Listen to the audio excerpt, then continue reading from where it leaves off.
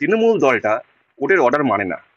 Court ওদের মতো order দেবে, তারা নিজের মতো নিজে কাজ করবে। যেহেতু এ একজন শাসক দলের একজন নেতা বা শাসক দলের কর্মী, সেক্ষেত্রে সেই জন্য কি তার বাড়ি ভাঙা যাচ্ছে না? মিত্র এরিয়া, মদনদা এখানে বলে ও লাভলি, আর ওদিকে ও লাভলিটাকে ভাঙতে পারছে না, সেটা বহলতে বেঁধে বাড়িটা আজকে দাঁড়িয়ে আছে। উত্তরপ্রদেশকে দেখুন, উত্তরপ্রদেশে যোগী সরকার তো বলে বলে সমস্ত দুষ্কৃতীদের বাড়ি মানে বুলডোজার দিয়ে গুড়িয়ে দিয়েছে, মাঠ করে দিয়েছে।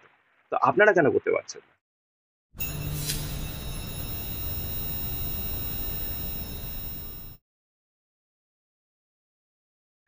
কামারহাটি পুরসভার জয়ন্ত সিং কুখ্যাত অপরাধী, একাধিক মামলায় অভিযুক্ত, বর্তমানে সাজাপ্রাপ্ত আসামি বা পুলিশ কাস্টাডিতে রয়েছে। তার যে পাশাদুপাম বাড়ি, তার দখলদারির অভিযোগ এবং সেই বাড়ি ভেঙে ফেলার ইতিমধ্যেই আদালত নির্দেশ দিয়েছে, কিন্তু সেই আদালতের নির্দেশের পরেও এখনো পর্যন্ত কামারহাটি পুরসভা সেই বাড়ি ভাঙতে পারেনি। আজব যুক্তি কামারহাটি পুরসভার, যে এত বড় বাড়ি ভেঙে ফেলার মতো পর্যাপ্ত পরিকাঠামো নেই কামারহাটি পুরসভার। কি বলবেন এই বিষয়ে? দেখুন, এটা তো স্বাভাবিক। আজকে জয়ন্ত সিং মানে বলতে গেলে সে একজন জায়েন্ট, জায়েন্ট সিং। সে যেহেতু তৃণমূলের কোট আনকোট একটা বড় পজিশনে হোল্ড করছে, আমি জানো না আদৌ পজিশন হোল্ড করছে কিনা, লোকে তো তাই বলে। সেই কারণে যেহেতু শাসক দল কর্মী বলে আজকে তার বাড়ি কোর্টের অর্ডারের পরেও ভাঙা গেল না। তার মানে এটা বোঝা যাচ্ছে যে তৃণমূল দলটা কোর্টের অর্ডার মানে না। কোর্ট ওদের মতো অর্ডার দেবে, তারা নিজের মতো নিজে কাজ করবে। মানে আপনারা বোঝার চেষ্টা করুন, আজকে এই জায়ান্ট সিং এর জায়গায় যদি আজকে কোনো বিরোধী দলের কোনো নেতার মন্ত্রী হতো বা বিরোধী দলের কোনো কর্মী হতো, তার বাড়ি তো ভেঙে গুড়িয়ে দেওয়া হতো। যেহেতু এ একজন শাসক দলের একজন নেতা বা শাসক দলের কর্মী, সেক্ষেত্রে সেই জন্য কি তার বাড়ি ভাঙা যাচ্ছে না?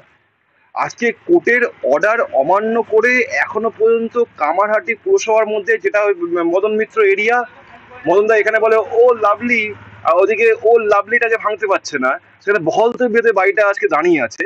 তার মানে এটা বুঝতে হবে যে কোনোভাবে এরা চেষ্টা করছে যে যারা দুষ্কৃতী, যারা সমাজ বিরোধী, যারা টেররিস্ট, তাদেরকে আটকে রাখা, তাদের নিজের দলের মধ্যে টেনে রাখা। কারণ যদি বাড়িটা ভেঙে দেয়, তাহলে যদি সে বিরোধী দলে চলে যায়, যদি বিজেপিতে চলে যায়, এই জন্য তাকে ধরে রাখার জন্যই তার বাড়িটা এখনো পর্যন্ত তৃণমূলের সরকার বা আমাদের শাসক দল বা আমাদের পশ্চিমবঙ্গ সরকার এখনো ভাঙতে পারছে না। সুতরাং এই জিনিসটা বুঝতে হবে যে আজকে আমরা কোন জায়গায় এসে দাঁড়িয়েছি। আজকে আপনারা দেখুন, এই যে তৃণমূলের দল বিভিন্ন প্রোগ্রামে, বিভিন্ন যে ঘন্টাখানেক সঙ্গে সুমন, ঠিক আছে, বা আরো ধরনের বিভিন্ন TV9 বাংলা বা NK টিভির বিভিন্ন প্রোগ্রামে যে যায় তৃণমূলের বিভিন্ন প্রতিনিধিরা, বক্তারা বক্তারা, তারা সেখানে গিয়ে কি বলে? উত্তরপ্রদেশকে দেখুন, আসামকে দেখুন। তাহলে তাই যদি হয়, তাহলে আজকে এই যে জয়ন্ত সিং যার বাড়ি আজকে ভাঙা যাচ্ছে না, তাহলে উত্তরপ্রদেশকে দেখুন। উত্তরপ্রদেশে যোগী সরকার তো বলে বলে সমস্ত দুষ্কৃতীদের বাড়ি মানে বুলডোজার দিয়ে গুড়িয়ে দিয়েছে, মাঠ করে দিয়েছে। তো আপনারা কেন করতে পারছেন না? তার মানে এই যে বিরোধী রাজনীতি করতে হবে বলে শুধুমাত্র ওকে দেখো তাকে দেখো, আর অ্যাকচুয়ালি যেটা প্রয়োজন, শিক্ষা নেওয়ার। শিক্ষা নেওয়ার যেটা প্রয়োজন, যে এই ধরনের দুষ্কৃতী সমাজ বিরোধীদের ইমিডিয়েটলি শোকজ করে তাদের বাড়ি যদি অর্ডার হয়ে থাকে, মানে কোর্টের অর্ডার হওয়ার পরেও আপনি ভাঙছেন না, মানে যদি কোর্টের অর্ডার না হতো তাহলে কোনো ভাঙছেন না, ওই রেখেছেন। মানে আপনারা ভাবতে হবে যে আমরা কোন জায়গায় বাস করছি। মানে এই তৃণমূল দল মানে হচ্ছে চোরামূলের দল। এই তৃণমূল দল মানে হচ্ছে গরু চুরি, কয়লা চুরি, চাকরি চুরি, ঠিক আছে। এই তৃণমূল দল মানে হচ্ছে সিভিক ভলেন্টিয়ারের বাড়াবাড়ি, ঠিক আছে। তৃণমূল দল মানে হচ্ছে সমাজ বিরোধী দুষ্কৃতীদের বাড়াবাড়ি, ঠিক আছে।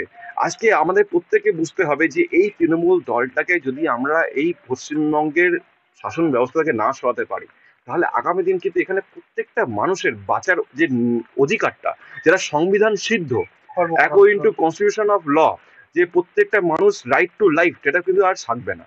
আর কনস্টিটিউশনের রাইট টু লাইফ বলে সেই অংশটা গিয়ে আমাদের ওয়েস্ট বেঙ্গলে থাকবে না যদি এদেরকে না সরানো হয়। তখন আমি বলবো এখনো সময় এসেছে মানুষের ভাবার, যে আপনারা ভাবুন এবং এই চোরামূলের দল, এই তৃণমূল পার্টিকে ইমিডিয়েটলি ওয়েস্ট বেঙ্গল থেকে পালানোর ব্যবস্থা করুন।